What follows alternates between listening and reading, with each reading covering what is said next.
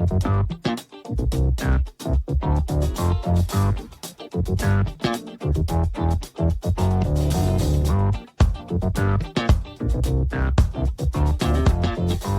folks, and welcome to the Daily Ratings Podcast. It's a show where each week we're going to be sitting down with Vincent Daly to get his thoughts on the latest movies he's been watching, both older films and new releases.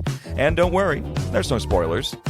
Vince will give a brief review of the movie, share some thoughts, and of course, then rate the film. The daily ratings are always fair, honest, and most importantly, they're consistent. On today's show, Vince will be rating and reviewing. From Alfred Hitchcock, we've got a big one. It's from 1959. It is North by Northwest. And then finally, newly released, now in theaters, we have Obsession. And that's directed by Curry Barker. So we're going to get Vincent Daly in the room, hear what he has to say about this 2-film a week. So stay tuned and enjoy the show.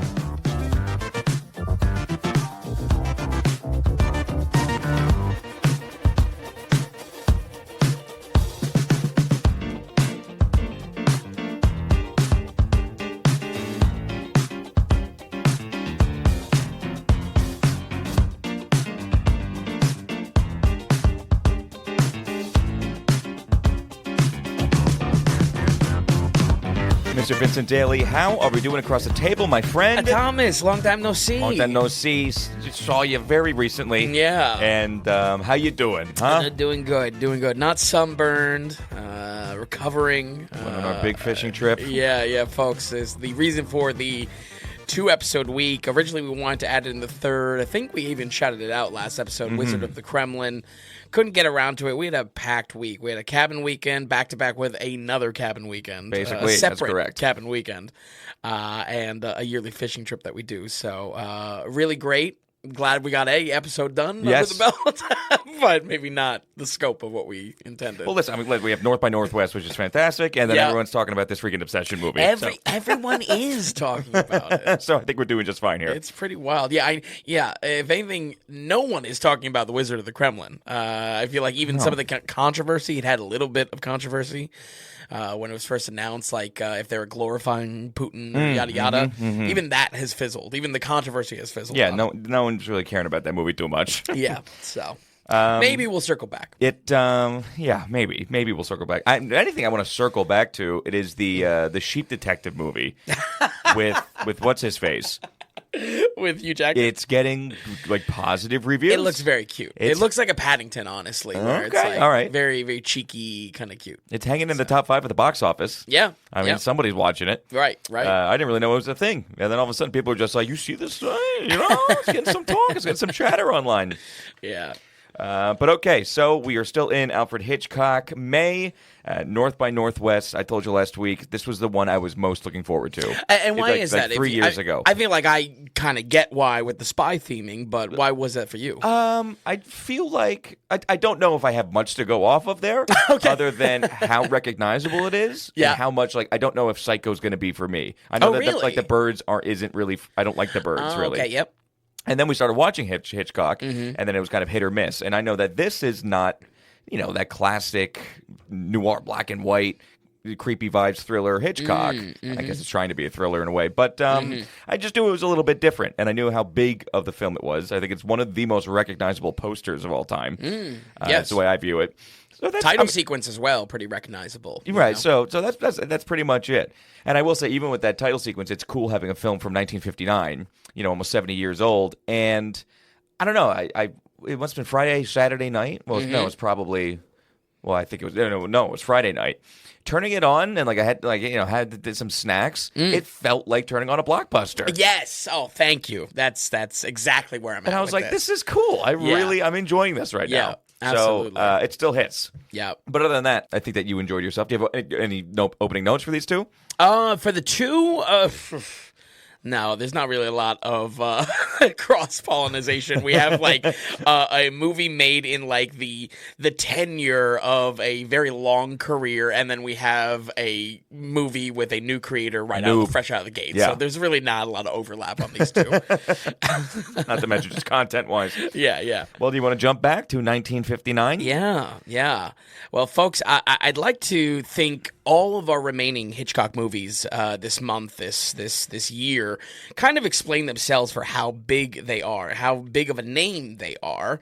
However, our film this week was created with the intention of being, quote unquote, the Hitchcock picture to end all Hitchcock pictures. In North by Northwest is certainly a name that has been successful in that objective. It's echoed throughout movie history. I personally think 1 year later, our boy Al might have achieved that better in Psycho, of being, the picture to end all pictures, especially because no one really talks about anything post 1960 from Hitchcock, and he makes movies till 76. Yeah. So I think actually like Psycho achieves that, but like exactly you've been saying, Tom, this was a much bigger movie than a good 15 movies we have under the belt in his entire career, and even of this era. We watch a lot of Hitchcock movies by this point, folks, and I think it's pretty clear how this whole production is on a different caliber. Really, the last major stretch of his films that we know him for all kind of show that level of caliber too. I would say Vertigo, this, Psycho, and The Birds all feel much different than more the straightforward mysteries, the straightforward thrillers that we cover earlier on, or even like up until halfway of his career. And Tom, you and I both have adored these kind of single room movies, these gimmick movies that come time to time. They are enjoyable, but this is just so much bigger. And in a lot of ways, could not get out of my mind that this is the Hitchcock blockbuster, if there was one. Yeah, you know what I mean? yes, absolutely. Yeah, I told you on the ride up to one of the cabin trips, I forget which, I kept on thinking, like, what a producer would do with this in, like, 2005 or something. Like, where's the North by Northwest remake with Denzel or something? Right. It's so This is easy. really sticking with you, yes. It is because you watch this movie and it's like, this feels like a modern blockbuster. This feels like it has the beats, the mix of romance and action, and that I feel like it would be so easy to slot this into another time period for a remake. Almost any time period, any decade of film, you can kind of like take the nuts and bolts of this and retool it to something more modern. So now, I almost feel like maybe Hollywood has some ounce of respect and isn't trying to bleed. Yes, isn't trying to bleed this dry. Interesting. But the sheer scope of this, we brought it up with Vertigo. Vertigo explores the city pretty good of San Francisco, but this one is still at a scale. Yeah. Yeah, for sure. North by Northwest gets a total of 3 Oscars with no wins. Granted, a pretty tough year in 1960. A lot of competition here on this one, but it does give me a chance real quick before we crack into the film itself to honestly ask, what the hell was the Academy's beef with Hitchcock? Hitchcock specifically gets 5 nominations for Best Director over his career, never wins.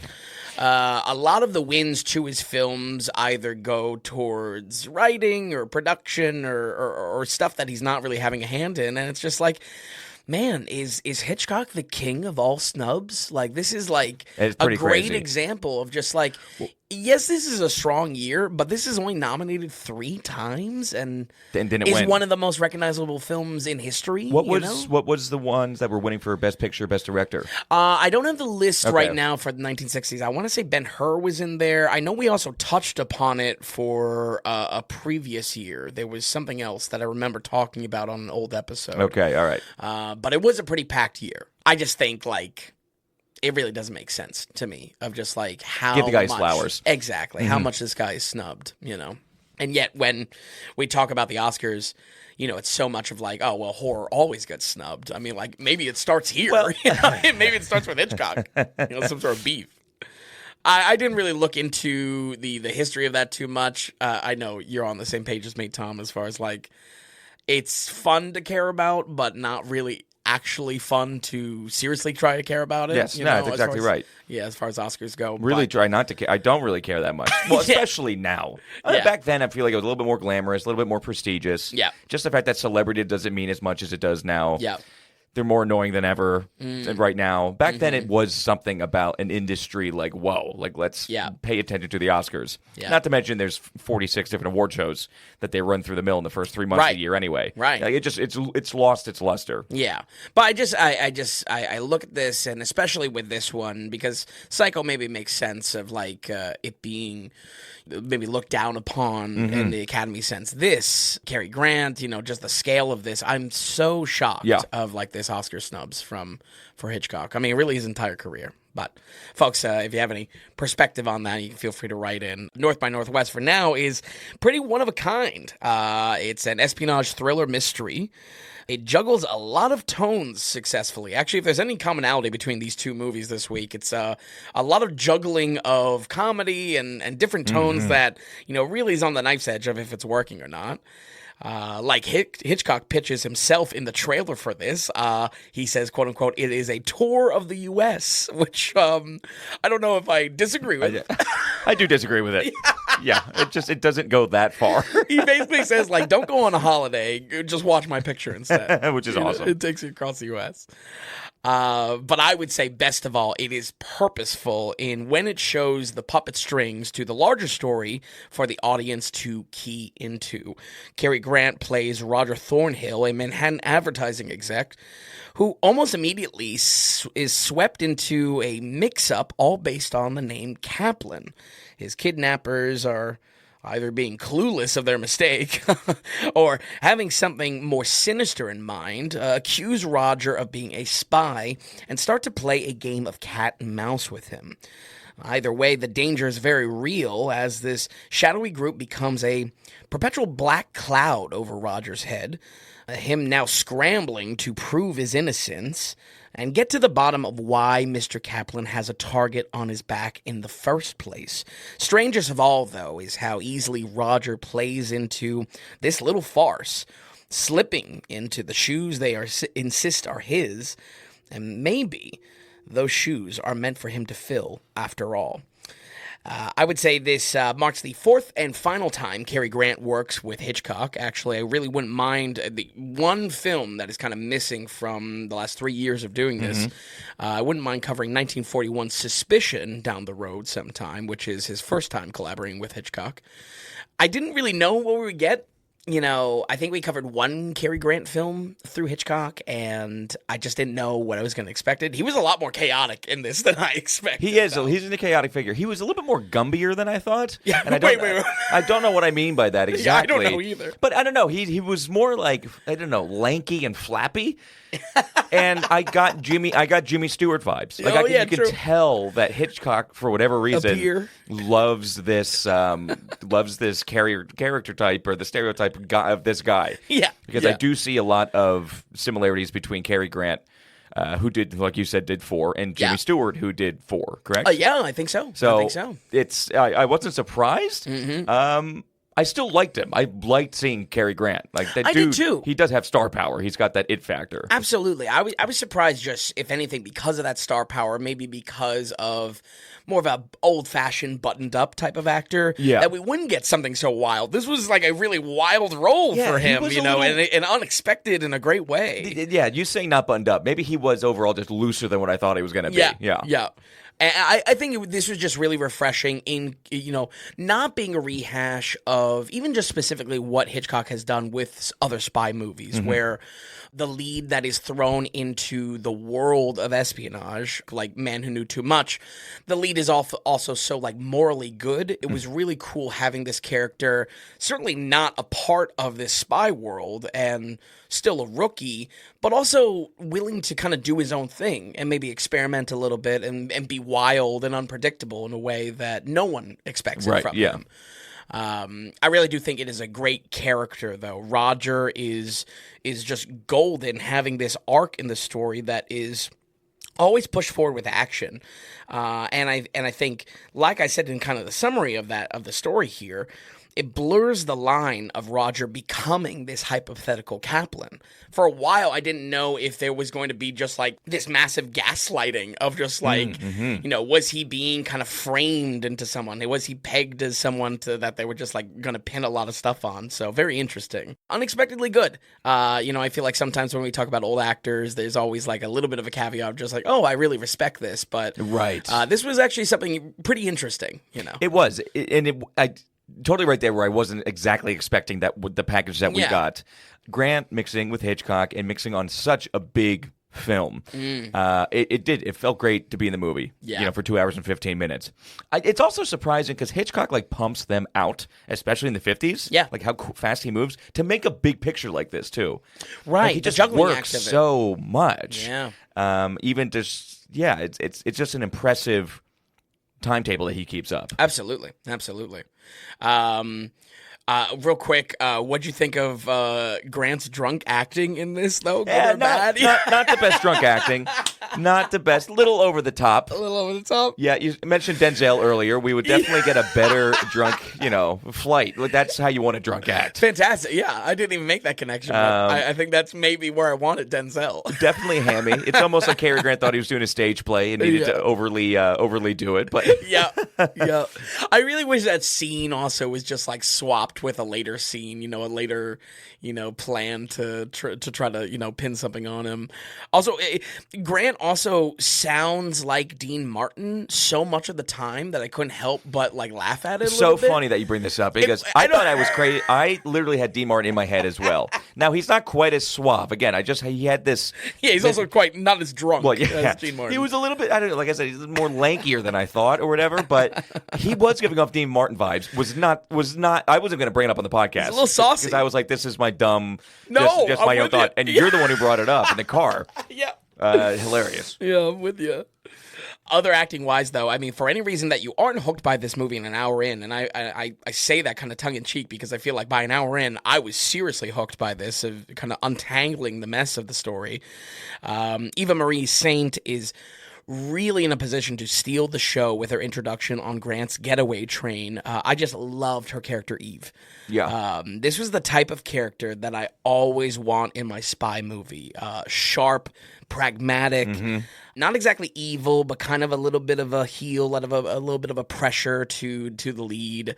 Just the perfect counter in that sense to our, good lead character. Her acting was really interesting in this and just so good. Yeah. She was like very much of a talent. Yes. I said to you, by the way, still alive, still with us today. 101 years old, Eva Marie Saint, still crushing it. That's great. That's great. You're right, though, and I would also say it was a good, performance in a spy movie because it was a character that you couldn't really pin of like what is the angle of this character, and clearly very intelligent. She's probably 2 steps ahead of you. Yes, so just watch out. Exactly, and that's what I want. I want someone, if anything, 2 degrees sharper than our lead. You know what I mean?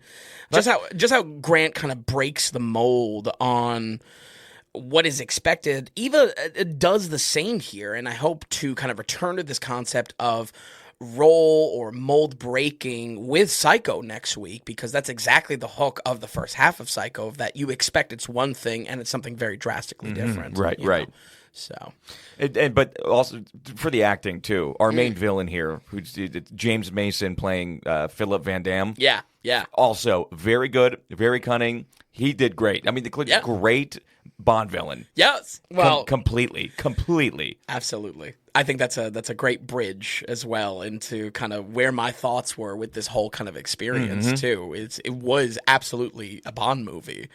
Folks, if mystery and thriller are Hitchcock's go-to, it's what we focused on the most for this type of study. Spy and espionage movies might be in third place, believe it or not.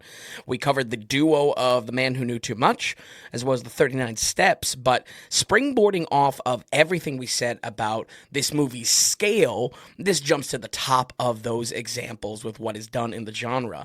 At first, I'll be honest, I didn't think it felt very spy-themed. It was more kind of a conspiracy thriller, that our characters mistakenly wrapped up into. If anything, also the details of the film are very mystery focused. He's grabbing like specific, like the picture of the leads he's going after and whatnot. Yeah, he's checking out the bathrooms. Yeah. It's like it's detective-ish, but eventually the story does kind of overlap into how it's framed as a spy story.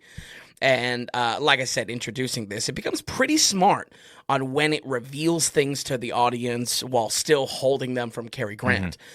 There's a nice asymmetrical information to the movie of what the audience knows and what our characters don't know, which is satisfying. But if there's anything backing up this spy thread, as well as my claims about it being a blockbuster project in general, is it's found in the mix of action and romance. Big action set pieces. Action set pieces that Hitchcock has never done and never done since, it feels like.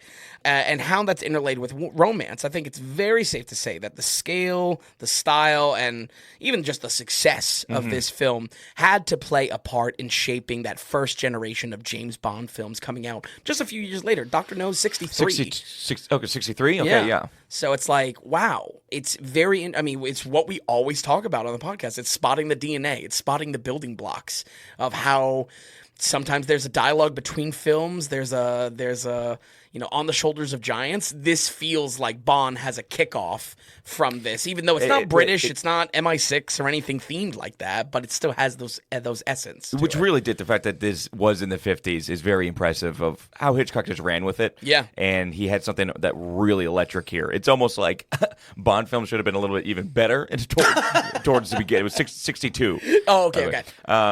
You know what I mean? After watching this had it. This had blockbuster on it, Yeah. Which, honestly, I've seen a couple. I think I've seen Dr. No.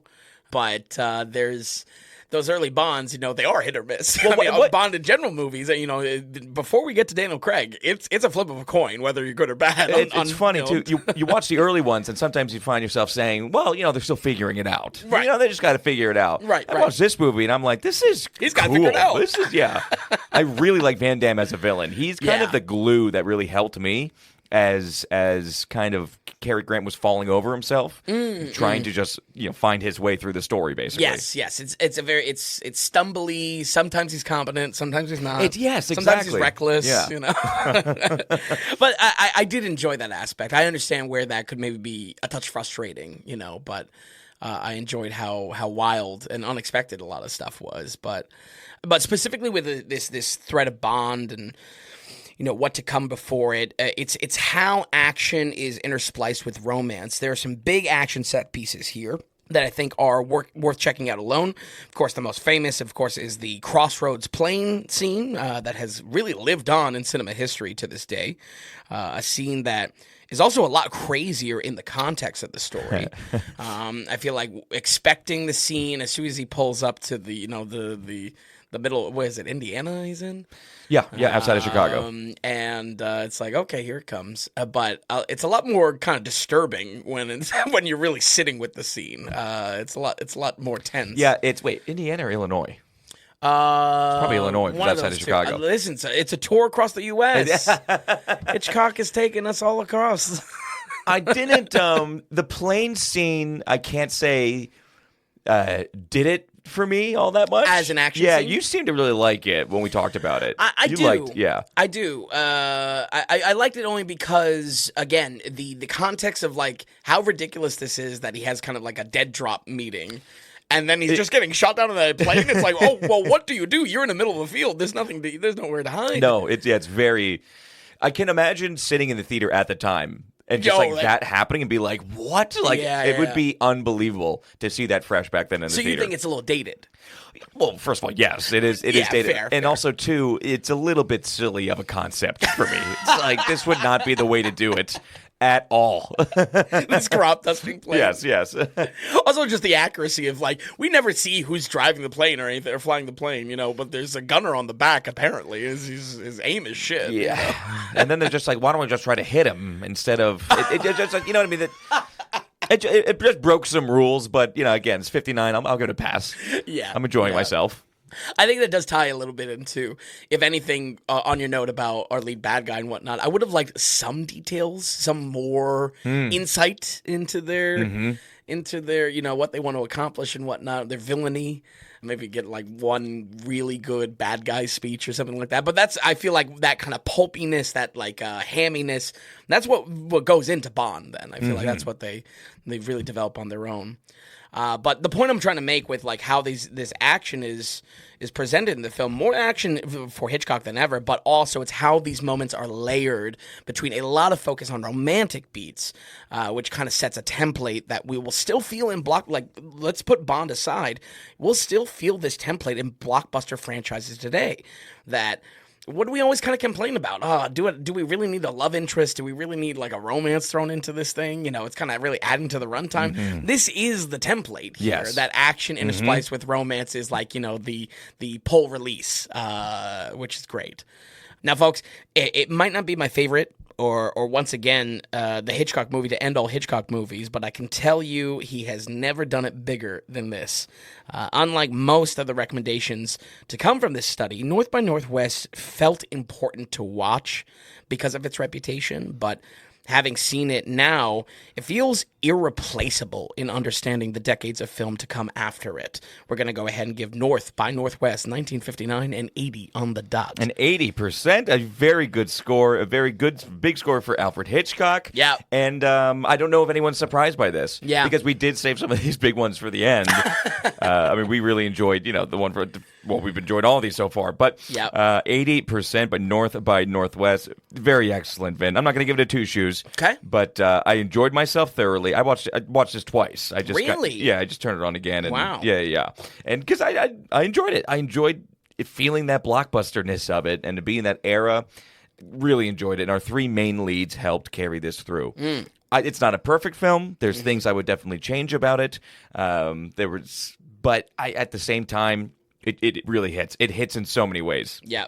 Okay, North by Northwest with an 80%. Well, folks, listen, if you enjoy the daily ratings just as much as Vin and myself liked North by Northwest, do not forget that we are completely listener-supported. We are producer-supported at the Daily Ratings. No advertising breaks. We're not going to have any paywalls or payment tier structures like Patreon, where you have to send in a certain amount of money a month to get bonus content or to get the content at all. We're not doing any of that. Everybody's on their own finances, and everybody's week to week is different, and everyone might be getting a little bit different value here of what we're doing. So that's why we have the value for value model. Do you find the podcast, the website valuable? Are you checking into the site? You listening to the podcast? We look at that as value in your pocket. Can you send us value in our pocket? So it's through your donations, it's through your monetary support. And when you send in a donation, we consider you an actual legitimate producer of the daily ratings. Because just like in Hollywood, when you financially support a project, you're a producer of the project. And we do have some producers today, Vin, coming in. Oh, wow. So we got our boy, Joel Villanueva, coming in with his $3.33 with the transfer fees as well, which we always appreciate. Joel comes in monthly, and we always appreciate it, man. Thank you so much, Joel. I also got a producer note from Linda as well, Linda Schiller, and I think her and Joel are usually really close. Yeah, so she's technically probably going to come through. Yeah, sometimes it's split up between the episodes, but definitely always align. Yeah. Monthly. So basically, and she's a monthly as well, so we'll have probably her movie ticket next week, but she did want to write in a little something. Sure. And she goes, Rear Window is a personal favorite of mine, and you are both correct that Grace Kelly is absolutely breathtakingly beautiful in it. That's awesome. However, I was surprised that neither you nor Vinny mentioned that she is a Keystone cutie.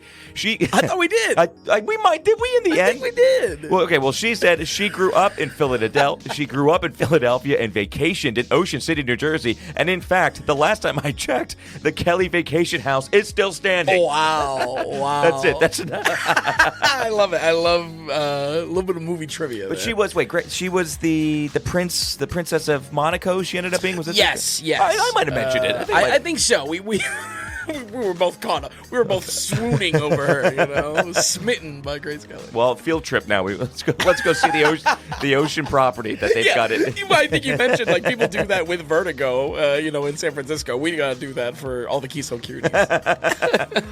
Linda, thank you so much for writing in, and we also have Matt D coming in. Oh wow! Matt D sent us a movie ticket, and also with the transfer fees. Again, always appreciate that. But Matt felt like he needed needed to write in after last week's episode of the Mortal Kombat heavy episode. So our Matt has to say, I'm sort of like Beetlejuice in a way. When you say Spig 3 times in an episode, I show up. That's fantastic. I haven't seen Mortal Kombat Annihilation since it came out when I was 10 years old. Wow. And 10-year-old me is angry at the suggestion that this movie was bad at all instead of the Oscar snub it surely was. I guess that means it's time to watch it through adult eyes. I mean, Annihilation is. I fully say I cannot. Well, it's a doozy. Then he comes in and he goes, "All right, watched enough." I almost called it in the opening scene with the multiple pointless Shiva reaction shots, and again during the inner ear transport scene. Yes. Oh my God, it's so ridiculous. That's the ball. That's the one where they cut away and Katana looks back and she goes, "Pretty fast, huh?" And it's like, no, this is horrible. He says, "What convinced me was simple in its Spig beauty. It was Shao Kahn doing an intense front flip in the middle of a personnel conversation with his dad." Chef's kiss right there. Yep. It's terrible and nonsensical with something to laugh at in every scene. The editing choices caused me to jump scare multiple times. Every third line read, "It's the craziest choice you can make. Perfect Spig movie." I'll give tons of credit to the actor playing Jax for somehow sounding natural considering the movie he's in and the lines they gave him. Yeah. Vinny is right that I would have revolted if he didn't give this one the Spig tag. That's our producer, Matt D, coming fantastic. in. Matt, go ahead. No, I was just gonna say, like, it really was. It was a challenge because I was looking and I was like, this is, and I said it in the review, this is almost too bad to be good. Right. Too bad to be Spig. Man, I mean, that movie is just like such a fever dream. The editing that's choices. True. That's what we call delicious garbage. Yes. I mean, that really, it's even worse than that. It was like stewed garbage into a mead that that intoxicates you. Wonderful. And listen, we got complete agreement here. This is toilet wine. Matt, we always appreciate you writing in and donating in. You are executive producer of episode 239. Our guy Joel, co-executive producer for today's episode. Guys, we thank you so much. You've been with us for a while, and it means the world to us. Linda, thank you for sending in your note. And folks out there listening, if you want to be a producer for next week's episode 240, just head on over to thedailyratings.com and go to the donations tab. Everything is laid out there for you. So there are some set donations, like buy Vin a movie ticket, but there's the big value for value button there. You click that, and it's whatever amount of value that you're getting from us. As I said, everybody's finances are different. So if $10 is like a lot of money for you, we really appreciate you sending in that $10. If $100, if $1,000 isn't that much money to you, then we really appreciate that as well. Anytime anyone donates, it not only means the world, it does help keep this thing going. We have monthly costs, we have yearly costs. We run a slim operation. I always say it, but Vin and I always have to put not just our time, but money into this as well. So the fact that you guys are appreciating so much, the fact that we see the numbers growing week after week or month after month, it's very good. It's very encouraging. And thank you all so much. Again, for all of you out there who want to be a producer, who want to write in a producer note, just like Matt D, just like Linda, please stop on by thedailyratings.com and go to that donations tab. You can send your emails, by the way, to tom.vin@thedailyratings.com. That's our email address. So hit us up there whenever you want. But with that, let's head on into the theater, Vin. You didn't even ask me if I wanted to go see this one. I didn't. But it's just the horror on the block. The YouTube to movie theater pipeline is strong. It's real in the horror world. It seems like we have some of our most successful horror people working today coming from the YouTube space. So yeah, absolutely. I'm excited to hear your take. I'm excited for you that this actually sounds like it was an okay film. But tell us about Obsession by Curry Barker. Well, like we commented on, there's a lot of unexpected hype around this. People are calling it one of the best new horror movies, period. However, we ran into that only a few weeks ago with Hokum. Yes. I mean, not to overly shit on the movie, but I didn't think it was anything like that impressive. I am very happy to say that this did live up to the hype, though. Obsession is... I mean, not only does it hit every mark it's going after, but did so in a way that was so supremely entertaining. If anything, between remembering the specific beats of this movie or my audience's reactions, I could not help but wanting to see it again. I saw this on a Wednesday night early screening type of thing. Very early screening. Really, if I did not have such a packed weekend, if we didn't do a 2-movie episode, Right, yeah. I would have gotten to the theater again. This was that good. This was that. I love hearing that. It stayed with me. A really good hook. I mean, everything I kind of want out of a really good horror experience. I feel like the audience was alive with this. I feel like the energy from the film was so youthful and so exciting and so new. Any piece of hype that you've heard around this, folks, believe it. This one comes from director, editor, and writer Curry Barker. It's by no means his first project, but certainly his big break. Barker has been making comedy sketches on YouTube since 2017 and had a small movie in 2024. I want to say it was called Milk and Cereal. Cereal spelled like serial killer. I haven't seen any of this stuff. Kind of like the Filippo brothers, like we've commented on before, as far as that YouTube to horror pipeline. Yep. Haven't seen his old YouTube stuff, despite being on the website, of course. None of that really compares to this because I saw this in a jam-packed theater, Tom. Literally had to get a seat in the second row. In the second row. Okay, I'm not surprised because it's a community. Yeah. The horror community is strong. They're going to show up for it. And they like their own pictures. And when something like this comes, they have a cult following on YouTube. Yeah, I can see this packing it in. By the way, it had like $1 million budget, and it's made so far, what were we at, 31? Yeah. So that's a very good thing. Yeah. And, okay, let's keep going. Yeah, and if anything, Barker is going to be a name that we'll return to soon, almost like we had with Osgood Perkins. Like just because of production, he had like 3 movies within like 18 months.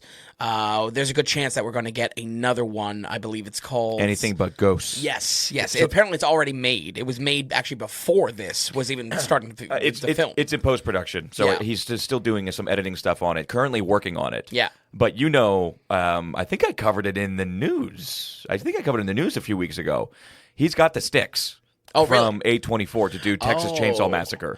Oh, that's right. That's right. Was it A24 or was it Warner Brothers? No. I forget who got the rights. I want to say it's A24. Yeah. So there was talk of who's going to be was it Osgood Perkins? They were throwing him around. There's another director. God, was it the Weapons guy? No. Krager's? Was it Krager's playing around with it? No, there was somebody else that we've talked about that. Yep. But it went to him. So he is directing the reboot, the reattempt of Texas Chainsaw Massacre. Exciting and nerve-wracking. Of course. Exciting, obviously. I have kind of my chips on this guy. Nerve-wracking is just like everything that worked about this was not because it was part of a franchise. Everything that worked about this because it was its own original idea, out of his mind, Sure. from start to finish. Okay, that's okay. Great point. Yeah. Great point. The creativity, he is pigeonholed by something that already exists. Exactly. I don't want horror directors. I mean, if anything, let's learn the lesson from Lee Cronin. You know what I mean? Have something good, get stuck in franchise hell, and then you kind of ruin what you got, Sure. It's, but also, aren't you like super excited for the Resident Evil movie coming out by Krager's? Nervous. Okay. Yeah, hopeful. Okay. Well, regardless, I mean, the ink is dry. Yeah. It is happening. He's got it, which young guy, not totally proven in the theaters quite yet, but it does seem like he's got a lot of wind at his back right now. Yeah, absolutely. And this was a good one. Obsession is a teen romance twisted into an absolute nightmare, and also one of the better psychology-fueled horror projects we had of late. This definitely has some of that trend that we've been commenting over the last, I would say, maybe like year and a half, 2 years, that these horror projects come out and they usually choose like one kind of psychological feature to add to the mix here.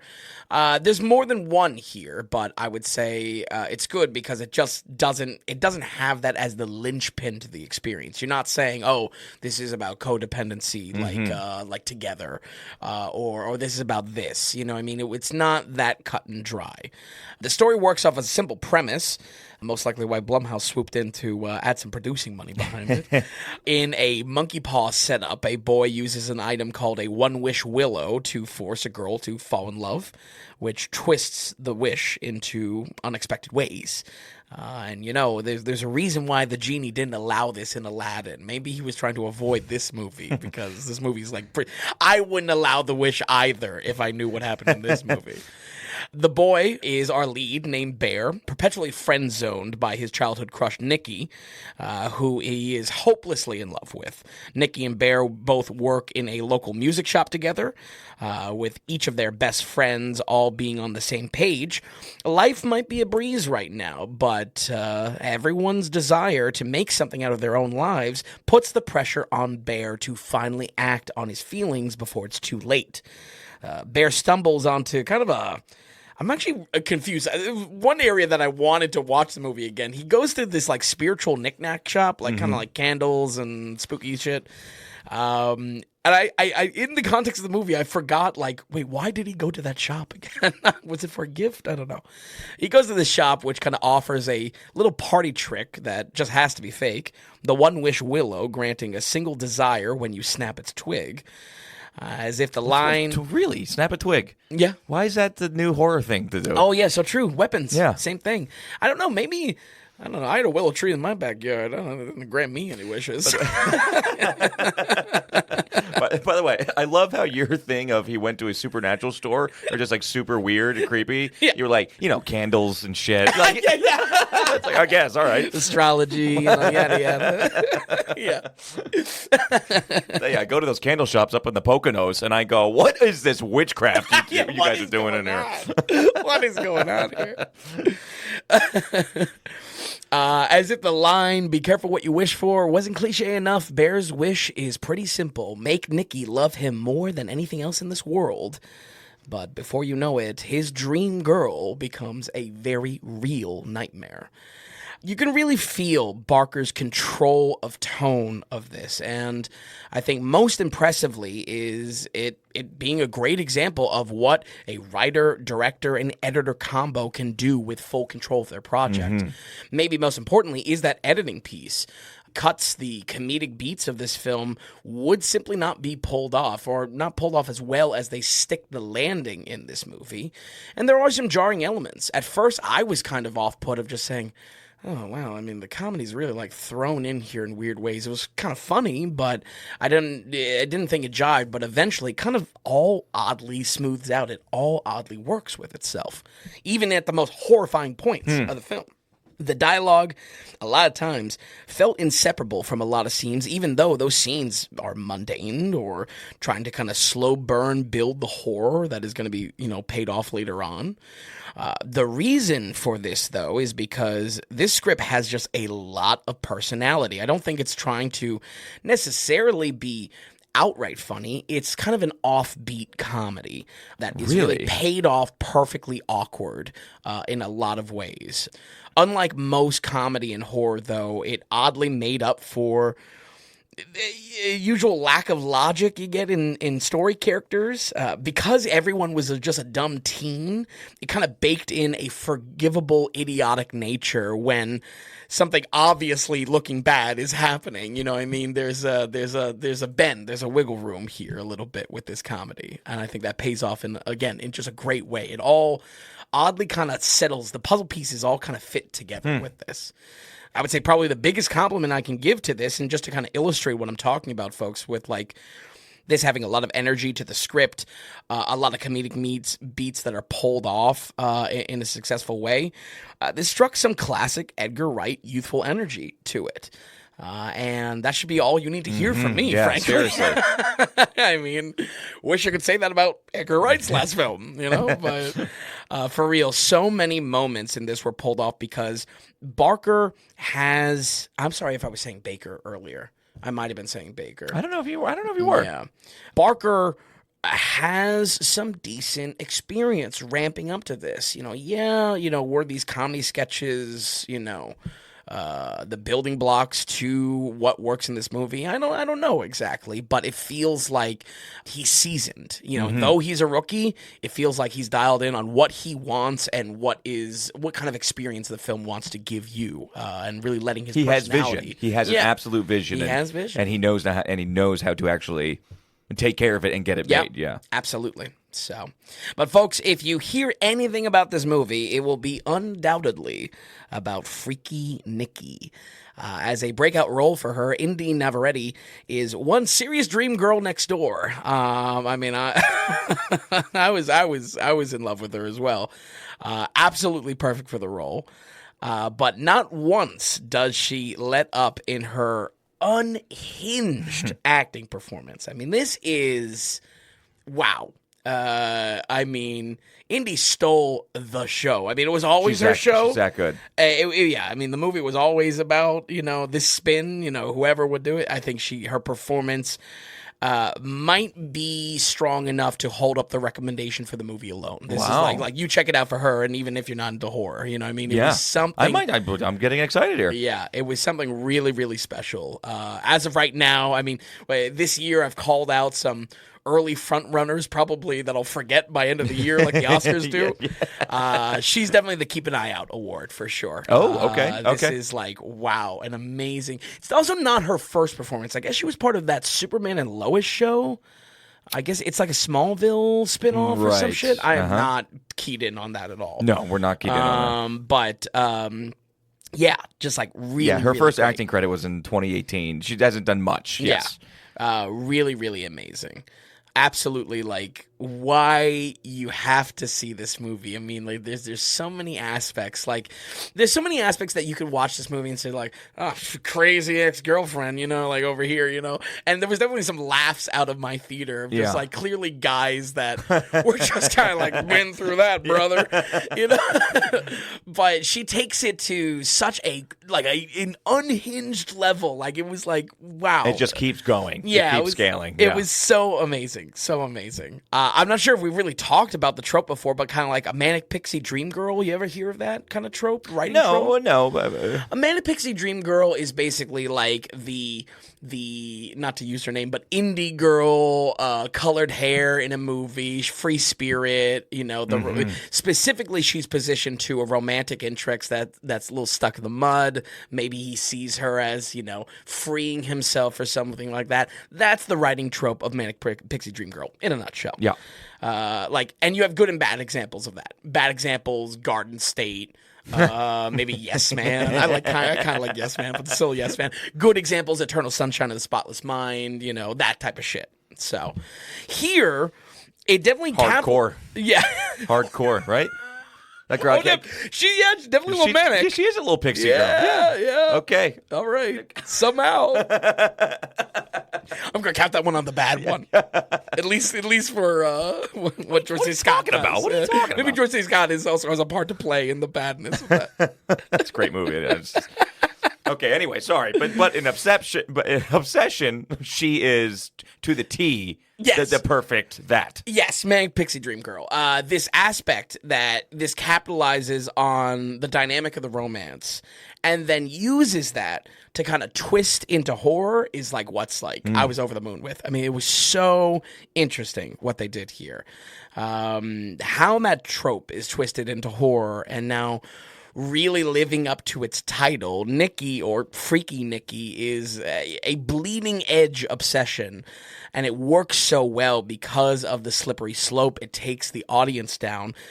Evidence of them, every character in this being in a straight up horror movie is very clear, but a lot of it looks like the things that, I don't know, anyone might have coached your friends through in a bad relationship. Overprotective bullshit, codependency, or even just psycho girlfriend shit. A lot buries the lead on where the story is going to go in a wonderful way. Like a really, really wonderful way. I'll say this. I have to admit that I was surprised how long into the movie we still got a lot of laughs out of my theater. Especially when I thought, like, we were, like, way past the point of, like, you know, this is kind of trying to be fun in any capacity. This is pretty horrifying at a certain point, and it was still getting some laughs out of my theater. Kind of what I talked about with Weapons, definitely what I talked about with Long Legs, where I was almost scratching my head of, like, what's going on? Like, this is really funny. But again, it all oddly kind of worked. The offbeat comedic beats, and definitely, like, how horrifying Freaky Nicky becomes. Like, man, the puzzle pieces fit together by the end in such a satisfying way. This is great news. This is, and I get that what you're saying, where you're like, you're itching to go see it again. I mean, you said this to me multiple times now, just privately. Yep. And I think I'd love that. And how great is it to do? It's just, you know, you think, are we ever going to run out of ideas for movies? Sure. And this guy, what a basic thing. Yeah. It's like, guy gets one wish, you know? It goes wrong. Yeah. You know? Yeah. And it's good to hear that this guy has a presence and a voice of himself, because that's really what it is. That's what makes these movies so good. Absolutely. Like, this is like, you love this shit. What was it? Like, It Follows? Yes. That movie? Yes. You love when some guy just has vision and knocks it out of the park. Absolutely. And that's where this pipeline for not just YouTube to horror, but like anyone to horror, that can work, because you don't need to overcomplicate it for the scares. Exactly right. And so it's great to see that that's a cross-section that, you know, unique vision, a young creator can live and thrive in, and really springboard their career off of. So something special about this one. After first watching it, folks, I knew I really liked it a lot. It's very unique. It's very fun, and all without sacrificing some of its very horrifying elements. From time to time, I'll say I was a bit frustrated with character decisions, especially as it skirts up against, like, again, the clear horror movie cues. It's like, all right, well, come on. But again, you know, that's where it's like the comedy almost stepped in and was just like, oh, they're all kind of idiots. You know what I mean? You know? I'm surprised you're okay with the comedy that much. It is. At first, I wasn't. Like I said, at first I was like, oh, God. It kind of all settles. Yeah. It all settles. One of Barker's main dudes that he did the YouTube channel with, and I guess came up with in like acting school or something like that, is the supporting lead. I think his character's name is Ian. You can just tell, like, they're dialed in. They're used to working together. So I feel like that plays into how they pull these moments off. But folks, I'm telling you, as I sat with this over the week, I just could not get it out of my head. I was so pressed for time this week that I couldn't fit in watching this again, but like I've said now multiple times, I absolutely would have seen it for a second time and fully intend to.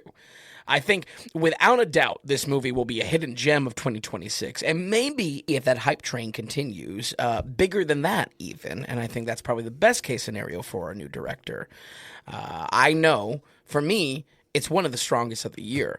But much like other hidden gems that I've called out in the past, let's say like The Menu or Strange Darling, the first watch experience is supreme because the quality is there, but it's also about the unexpected surprise to that quality. And I feel like that's the magic that this hits to be called a hidden gem.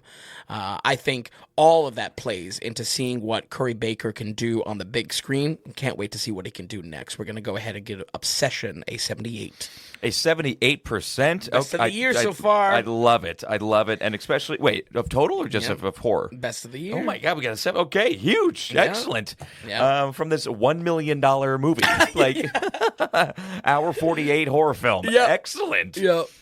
Very cool. I gotta say, my ears are perked up a little bit. I'm glad. And it's A24, correct? No, I know there's 3 production houses. I know it's Blumhouse, and I want to say it's Universal. I could be wrong there. So it might be Peacock that sends up on. Yeah, it might be. Well, I would look forward to this coming out. I don't think I'm going to go spend a ticket on it. Maybe. I don't know. Maybe. If I fit it in this week, I'll shoot you a text. Shoot you a text for freaking Nikki. Okay. I love it, man. 78%. Well, you know what? So, you know what? 2 good movies here. Yeah. These scores, what do you know? 2 good movies. These scores are like good batting average. These scores are looking pretty good. Anything you want to touch on, add on? I mean, we've got Curry Barker now in our sights. Yeah. We got him in our pocket. We have another guy to root for, which is fantastic. Yeah, you know? absolutely. Yeah, he will be in my Rolodex, if you will, of new creatives that I want to keep an eye on. And so rare for the hype to be worthy. Yeah. Of the hype. Absolutely. So excellent, Vin. Anything to highlight, touch on, we'll talk about next week, roll credits. What do you want to do? Well, next week, real simple. We're shooting for a 3 spot. Obviously, this is going to be for Psycho, the last of the Hitchcock study. We're going to try to fit in I Love Boosters from Boots Riley. Looking forward to that. And then the big one is Mandalorian and Grogu. Mandalorian and Baby Yoda. And boy, it's being talked about. Yep. Maybe not in the best way though. Yeah. Originally, I'll go see this. Yeah, Christian wants to see this. I watched season 1. Yeah. That's all you need. That's all you need. I feel like I'll be good to go. Maybe the second Bill Burr episode in season 2, but that's all you need. Oh, okay, okay, very good. Originally, and we might have talked about this, like on the trailer episodes or whatnot. Originally, what I wanted to do was like a whole retro sci-fi episode. Maybe throw in like Flash Gordon or something like that. Stuff that played into what Jon Favreau is very much like leaning on stylistically. I'll just say that. How I'm going into Mandalorian and Grogu as a huge Star Wars fan is that I look at it and I say, Star Wars is so iconic that it's beyond its influences. It's beyond the old retro sci-fis, the comic book serials and whatnot. You look at some of the action sequences in the trailers for Mandalorian and Grogu, and it's just like, wow, this looks good. I mean, like visual wise, like design wise of the Star Wars world, Favreau and team, I feel are really dialed in. So I'm going in optimistic. That might be a mistake. Well, and after 3 seasons, hopefully they figured it out. Yeah, see right. What does work? I mean, the biggest thing too that people are saying is just like it just appears to be one big episode. Yeah, essentially. I don't know. Like I said, I'll go see it. And Space Cowboys, sure, I'm still down. So you were the only one repping for Space Cowboys. What was it, the Cowboys and Aliens with Daniel Craig? That is a guilty pleasure of mine, actually. Absolutely. That's great. Okay, but I got the DC fever. I always do. Okay? Daniel Craig. Okay, so folks, we'll run it down one more. Well, for Vin, thank you so much. I mean, yes, definitely fitting these 2 films in, for getting the reviews in. Appreciate you stopping by here this evening. And folks at home, we'll run it down one more time. We've got North by Northwest with an 80% and Obsession with a 78%. Another thanks to the producers of the episode. And next week, I'll be back on the new show on Tuesday, and Vin will be back here in the chair right here on the Daily Ratings Podcast.